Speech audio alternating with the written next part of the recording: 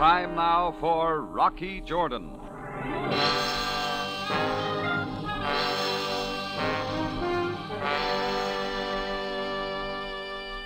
You can't always be right, but with the practice I've had, it doesn't take long to spot a phony. She had on low tan Oxford shoes, service-weight hose that disappeared under the hem of a very new-lookish tweed suit. Her hair was plastered down in a severe updo that left her ears sticking out as perfect resting places for the brown tortoiseshell arms of her glasses. She was carrying a brown leather briefcase, and the end of her nose was tilted just a little as if something smelled. I thought so, too.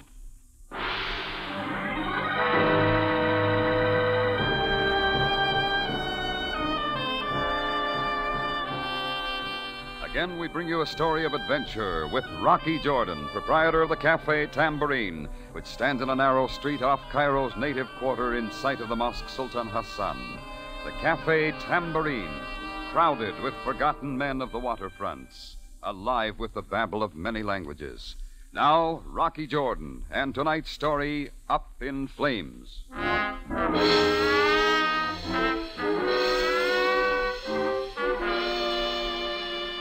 Yeah, from her hairdo to her round-toed Oxford shoes, she looked 100% businesswoman.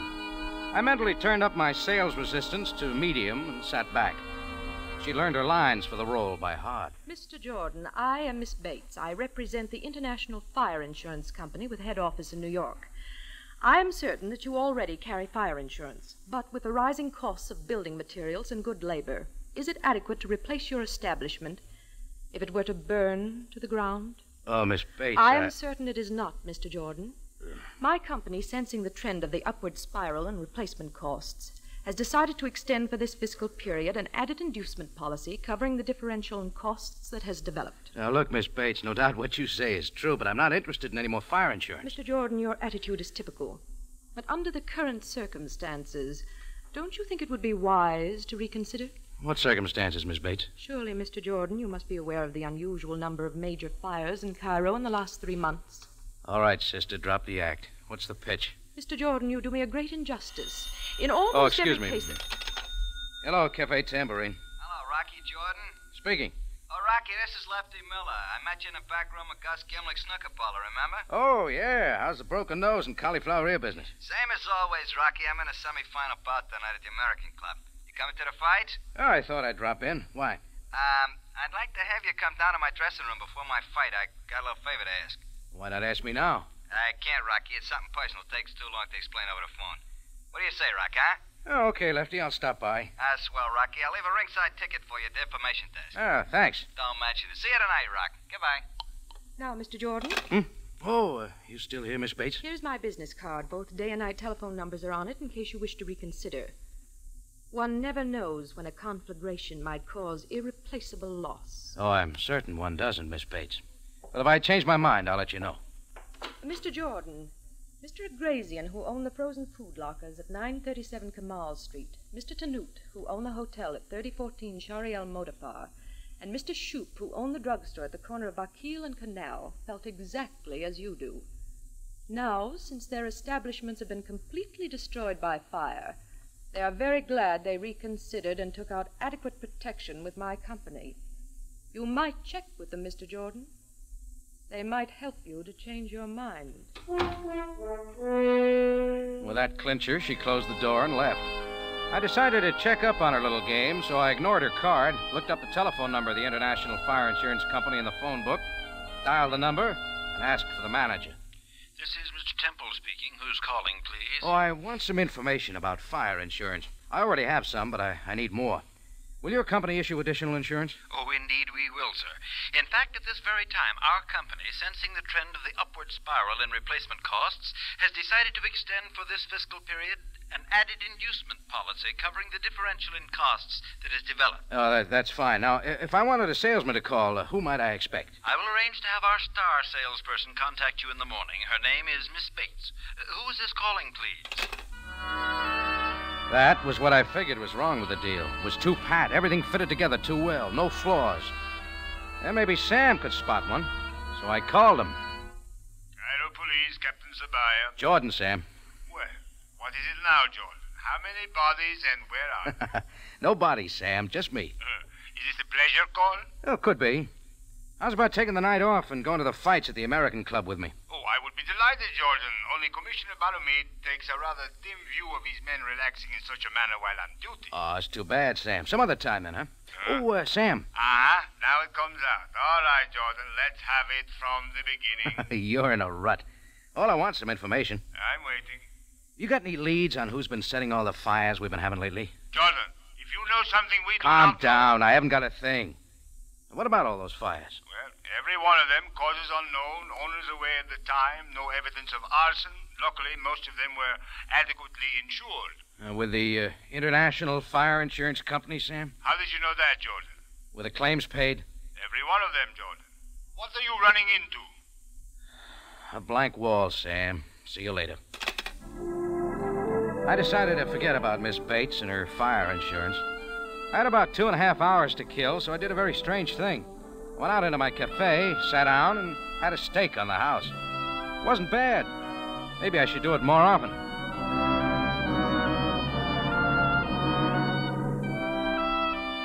I picked up my ringside seat ticket at the information desk of the American Club. The attendant told me Lefty Miller's dressing room was number 7 in the basement under the gymnasium. The first preliminary was already underway upstairs.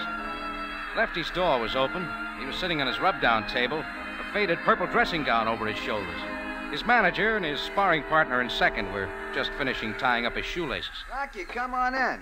Hey, look, Mac, you and Benny step outside for a while, will you? I want to talk to Jordan alone. What's the idea, Lefty? You'll be on pretty soon. Never mind. You and Benny wait out in the hall. This won't take long. Okay, if that's the way you want it. Rocky, Gus Gimlick says you're a right guy, that you don't mind doing a favor now and then. Well, I'll return the compliment when I see him. All right, what is it? I came down to see the fights, remember? This won't take but a minute. Rock, my wallet's in my coat pocket there in the locker. Get it out for me, will you? Sure. This it? Yeah. There's $250 in it. Take the dough out, will you? Okay. Now what? Quick, stick the dough in your pocket. They might come back in. Now, here's the favor. When you go back upstairs, I want you to bet it on tonight's Oh, get the phone for me, will you, Rock? I got my gloves on. Hello? Hello, Jordan. Yes, Sam. How'd you find me? I called the information desk to have you paged on the loudspeaker. They said you were in Lefty Miller's dressing room. That's how. I'll buy that. What do you want, Sam? Jordan, if any of my men stop you as you are hurrying back to the tambourine, tell them you are going to a fire. What's that? I'm trying to tell you, it just came over the teletype machine. The tambourine, your cafe, is on fire. Thanks, Sam. I'm on my way. Hey, Jordan, where you going? I ain't finished. No time to explain, Lefty. I didn't get to use Sam's advice. Nobody stopped me. I pulled up in front of the tambourine. Business was going on as usual, so I wheeled around to the back. There'd been a fire, all right. Seemed the trash barrel had caught on fire and smoked up the back wall of my cafe a little. If this was a practical hint to buy more fire insurance, I didn't like it. I went inside. Miss Bates' card was still on my desk. I called the night number. A man answered, but I didn't hang up. Hello, this is Mr. Temple speaking. Oh, I called earlier today for some information. Oh, you're the gentleman who called. We must have been cut off or disconnected. Yes. Would you please give me the phone number or the address of your star salesperson, your Miss Bates? Who is this, please? And may I ask why you want that information tonight? Oh, never mind, Temple. Just give me your phone number or address. Who is this speaking, please? My name is Jordan. I run the Cafe Tambourine. I want to talk to you, Miss Bates, about a little fire. Mr. Jordan, can't the discussion take place tomorrow? Miss Bates is asleep now. What, at this hour? Wake her up and get her to the phone. Mr. Jordan, I am seldom abrupt with a prospective client, but I am afraid you're overstepping your bounds. This apartment is my home. Miss Bates is my wife, and she's worked very hard today. If I do not choose to awaken her, that is my prerogative. Good night, sir.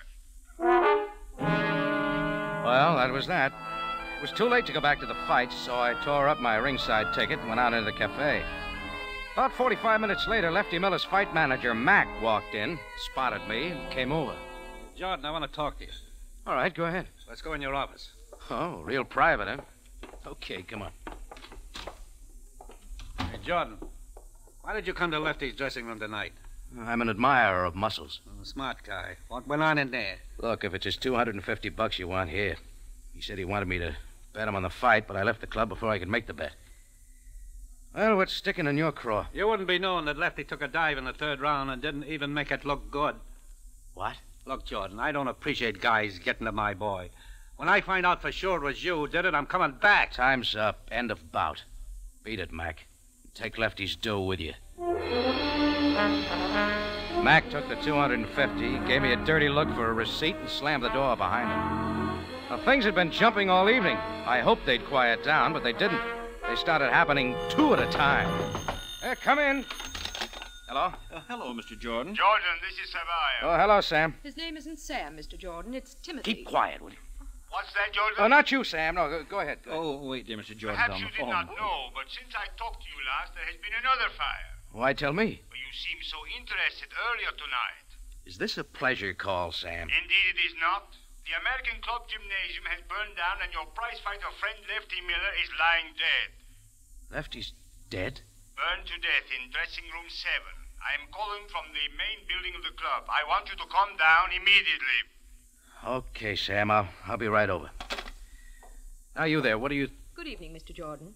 When my husband, Timothy, here, told me how agitated you sounded on the telephone earlier this evening, I realized you must have reconsidered. So we got dressed and hurried right over. Now, Mr. Jordan, just how much additional fire insurance do you think you will need?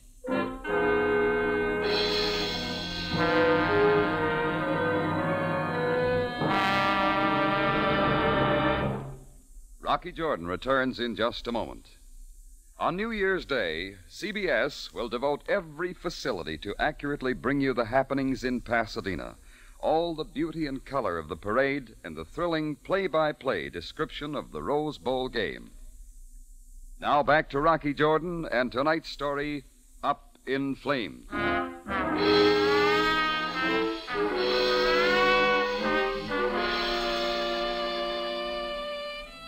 It all started when Miss Bates, tweed suit, horn-rimmed glasses, and briefcase, had tried to sell me some extra fire insurance. I didn't like the deal. I couldn't put my finger on the spot where it left the straight and narrow, so it still bothered me. Item 1, the prize fighter named Lefty Miller, who took a dive in the third round of his fight, and his manager blamed me. Item 2, a fire in back of my cafe tambourine. Item 3, and this is where things started happening two at a time, Sam Sabaya called me on the phone.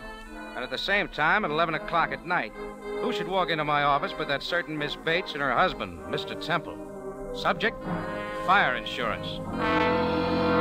I said, Mr. Jordan, how much additional fire insurance do you think you'll need? Well, look, something has just come up that's going to delay my decision. But, Mr. Jordan, you see The American Club gym is burned down. Oh, good Lord, another one. And a prize fighter was burned to death in his dressing room. Oh, how awful. And Captain Sam Sabaya wants me to come right over, so if you'll both pardon me... We'll do more than pardon you, Mr. Jordan. We'll drive you down there. Come on.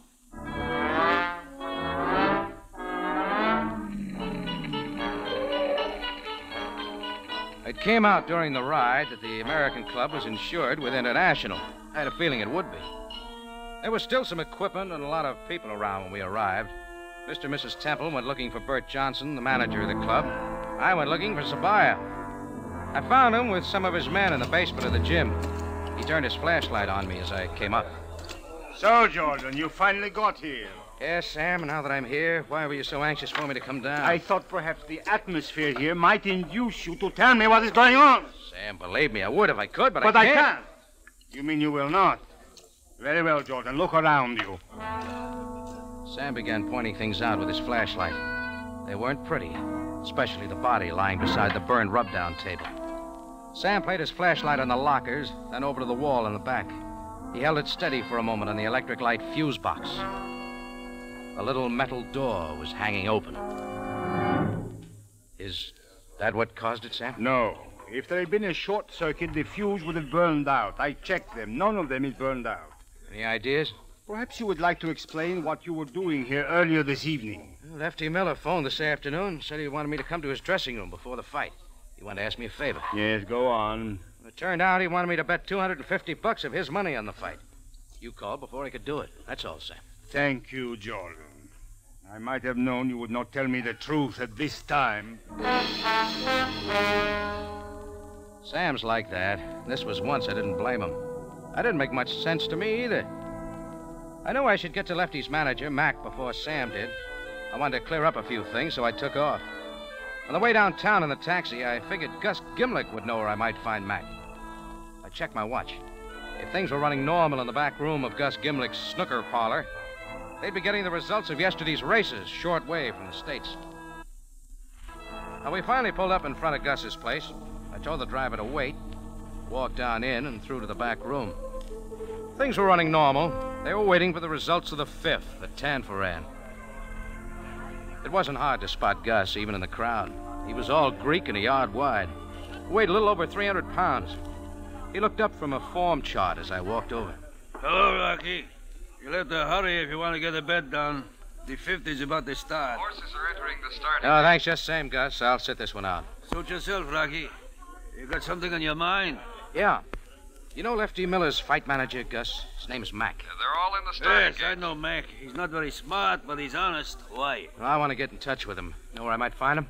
And there they go. Yeah, the fifth race is started. Blue Flash is going to the front. Ernie Keltner is second. Maximilian is third. Day's End is fourth. Flying Knight is fifth. And up in flames. Where can I find him, Gus? Later, Rocky, after the race. Blue Flash in front by a nose. Ernie Keltner is second by one length. Day's End is pulling up between horses. It is now third. Maximilian is fourth. Flying Knight and up in flames. Who's the favorite, Gus? Day's End. But most of these guys got bets on the long side. Up in flames. Up in flames. Ernie Keltner is third. Flying Knight is fourth. Maximilian is fifth. And up in flames. Up in flames. They said it was a hot tip, Rocky. Day's End is second by half a length. Flying Knight is third. Ernie Keltner is fourth. Up in flames is fifth. And Maximilian. And there goes Up in Flames. He found a hole in the rail and is moving up between horses. God, Gus, your bankroll's going up in flames. It's Blue Flash, Day's End, and Up in Flames. Now it's Day's End and Blue Flash and Up in Flames. They're in a drive and coming down to the line of finish. It's Day's End and Up in Flames. And Up in Flames gets up to win it by a nose. Day's End is second, and Ernie Keltner is third in front of Blue Flash. Too bad, Gus. Can't win all the time. Don't worry, Rocky. I'll get it back. There are still 2 races to go. Now they'll all bet on the long shots. I hope they do, Gus. But to get back to where I can find Mac. Oh, yes. I don't know where he lives, but he hangs around Lefty's apartment all the time. It's 847 St. George Street.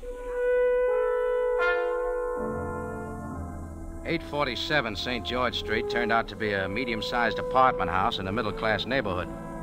I paid the driver and walked up the 6 stone steps to the entranceway. The entrance light was burned out, so I scratched a match. The name Lefty Miller was on the mailbox, numbered 311. I started to flick out the match and stopped. Just under it, on the mailbox, numbered 211, was the name Mr. and Mrs. Timothy Temple. It was a mild shock, but I'd been waiting for something like this all evening. Things had to tie together, and maybe this was it. I went upstairs and knocked on the door just under where it said 311. I hoped the door would open. It did. And I got another shock. This one gave me the full treatment. Well, Rocky Jordan, come in. It was Lefty Miller, and very much alive. Come in, Rocky, come on in. I went in. Lefty seemed glad to see me. While I stood there trying to believe my eyes, I noticed on a long table about 5 or 6 radios with their parts scattered all around them. I'm glad you dropped by, Rocky. Did you get that bet down on me to lose? This may come as sort of a mild surprise, Lefty, but not more than an hour ago, I left your dead body lying in 3 inches of sooty water in what was left of dressing room 7 after the fire. My dead body? Fire? What fire? You don't know that the American Club gym burned down? Well, no, Rocky, but what do you mean? There was a body in your dressing room that everyone figured was you. Good Lord, Benny. Benny? Yeah, my sparring partner in second. Rocky, this is awful. They'll say I killed him. Well, did you? No. I'll admit we had a quarrel. I knocked him out, but I didn't kill him. Wait a minute. You said just now, did I get the bet down on you to lose? That's what Benny and I had to fight about. I didn't tell him I was going to take that dive in the 3rd round. And it was a phony dive. Sure, I admit it. Benny bet on me to win. He was sore about it. He swung on me after Mac left. I let him have one on the chin, left him lying on the rub-down table. I turned out the lights, closed the door, and left, that's all. Hey, you didn't bet my money on me to win, did you? I didn't bet you money at all. I gave it to Mac when he came over to my cafe later. So that's where he went. Maybe he figured you got me to take the dive. Why did you? That was Gus Gimlick's idea. I owed him some money. Some horses I bet on decided not to come in. He said if I take the dive in the 3rd round, he'd cancel a debt. That's a quick way to end your fight career. As far as I'm concerned, it's over right now. I wasn't making any dough in a fight game. Not enough bouts. I've been making my rent money repairing radios. It's quite a hobby for a prize fighter. I picked it up during the war. Essential industry kept me out of the Army. Oh. Hey, let me show you the combination screwdriver and solder iron I invented. No, some other time. Hey, what did you come here for, Rocky? I was looking for Mac to convince him I didn't get you to take the dive. I guess it won't be necessary now. No, I guess not, Rocky. Going already? Yeah, but you'd better stick around. I think you're going to have another visitor. An official one. Lefty shrugged his shoulders, picked up his combination screwdriver and soldering iron, and turned towards the table with the dismantled radios. I closed the door and walked down 3 flights to the front entrance. The timing was perfect. Sam's limousine pulled up at the curb just as I was going down the 6 stone steps. Jordan! Jordan, what were you doing in there? Talking to a very much alive dead man, Sam. You'll find his story very interesting. No doubt, Jordan. The body is not that of Lefty Miller, but of his sparring partner and second, Benny Myers. Miller was seen leaving the club quite some time before the fire. Yeah. Jordan, a penny for your thoughts. You just rang a bell, Sam. See you later. Jordan, come back here! I guess Sam figured he knew where he could find me later, because he didn't follow me. I grabbed a taxi at the corner and headed for dressing room 7 of the American Club gym. I didn't ask for permission, and nobody tried to stop me. Just as the 4th match was burning my finger, I found what I was looking for. 14 minutes later, I pulled up at 937 Kemal Street at the charred remains of Mr. Agrazian's frozen food lockers. The next stop was 3014 Shariel Modafar, and what used to be Mr. Tanut's small hotel. From there, we wheeled around and went to what used to be Mr. Shoup's drugstore at the corner of Bakil and Canal. Then I gave the driver the address of 847 St. George Street and settled back to count my evening's loot. Adding them up carefully, they would just come to the price of the new American airmail postcard.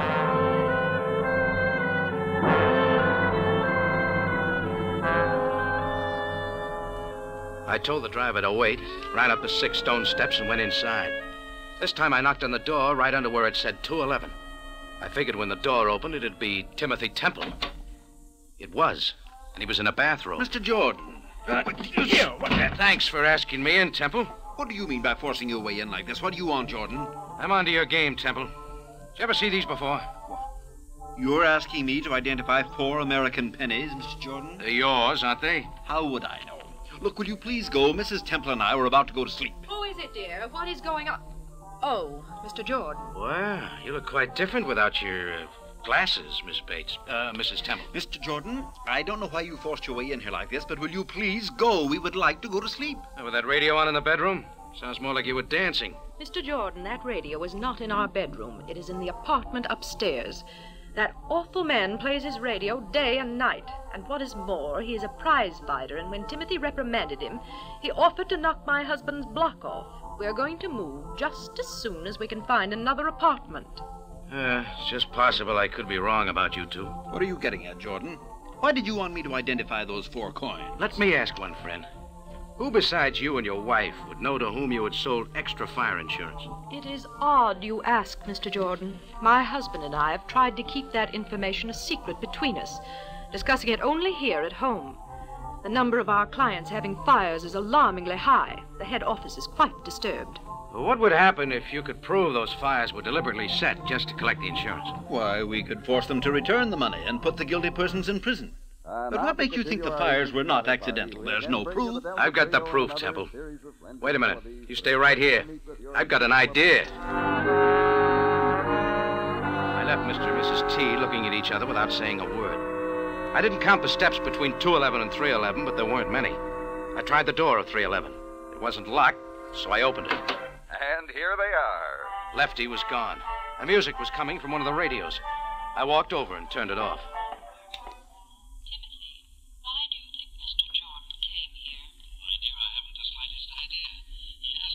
Mr. and Mrs. Temple's voices were coming out of a pair of headphones lying on Lefty's work table.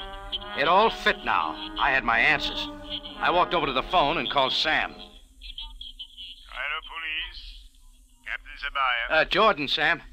Any of your boys around this time of night? Certainly, why? If they want to know where you're taking them, tell them you're going to a fire. Jordan, what are you talking about? No time for details, Sam. Meet me at my cafe as soon as you can. Maybe we can catch the guy red-handed. I think somebody's getting ready to set fire to the tambourine. Hurry, Sam.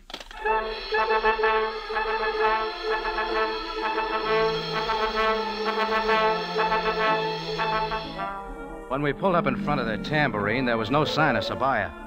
I tossed the driver a 5-pound note and reached for my keys as I crossed the sidewalk. Except for the little service light in the back of the bar, the cafe was dark. I opened the front door, started for my office. I figured I'd find him there. I was just about even with the foot of the stairs going up to my room over the office when the upstairs door opened and he was framed in the light. I started up the stairs after him. He met me halfway and proved the theory that what goes up must come down. We untangled at the foot of the stairs and I swung on him. I should have known better. He was a trained fighter. He caught me right on the button and I went backwards against one of the service tables full of glasses and silverware. I got up and started for him again. His back was to the front door. Just then, Sam, with full siren, pulled up out front. My opponent turned. His chin was silhouetted against the glare on the headlights, and I let him have it. And for the second time in one night, Lefty Miller took a dive. Only this time, it wasn't fate.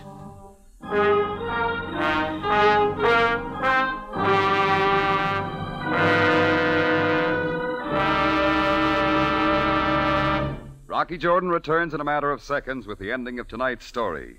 On New Year's Day, the Rose Bowl kickoff will be at 2 instead of 3 p.m. due to the return of California to Standard Time. Remember to enjoy both the Tournament of Roses and the Rose Bowl game on your local CBS station New Year's Day. Now back to Rocky Jordan for the ending of tonight's story. Well,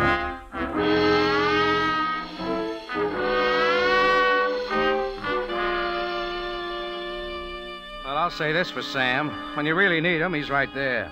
If there were more like him, the world would be much better off. But as usual, he wanted all the details. And from the beginning. All right, Jordan. How did you know we would find Lefty Miller here in your cafe? Well, Sam, it just figured. When I heard Mr. and Mrs. Temple's voices on the earphones in Lefty's room, I knew he'd been listening in on him. Maybe first as a gag, but he was the only one besides the Temples who could have known who they'd sold fire insurance to. So he was the one who had gotten the owners to agree to let him fix up the accidental fires. Exactly. He convinced them that he could do the job, and when they collected the insurance money, all he wanted was a percentage of the profits. Jordan, how did you figure out he did it? Well, first of all, Lefty was an electrician, fixed radios. He also had invented a combination screwdriver and soldering Jordan, iron. Keep it simple. Oh, I will, Sam. He went to those places and did a little work on a light switch. A couple of drops of solder in the right place, and he put a penny behind the fuse to keep it from burning out when the short developed. All the owner had to do was to turn out the lights, lock up the joint, go someplace where he'd have a perfect alibi. After a while, the short would develop, and the penny behind the fuse kept it from burning out. And there you have it. Fire. Cause unknown. But you still haven't told me why you knew he would be here at the tambourine. Oh, it's the pattern, Sam. Lefty's sparring partner, Benny, must have caught on to him. So after Lefty knocked Benny out, he fixed the light switch in the dressing room, put the penny behind the fuse, turned off the lights, closed the door, and left. Perfect alibi. But the tambourine, Jordan. Oh, that follows, Sam. He'd fixed the light switch in my bedroom. I'd come in and figure I'd forgotten to turn the light off. Finally, I'd turn it off and go to bed. Then when I was asleep, the short would develop. No tambourine, no Jordan. Up in flames. Up in flames? You don't miss a bet, do you, Jordan? I wondered what you were doing in Gus Gimlick's back room tonight.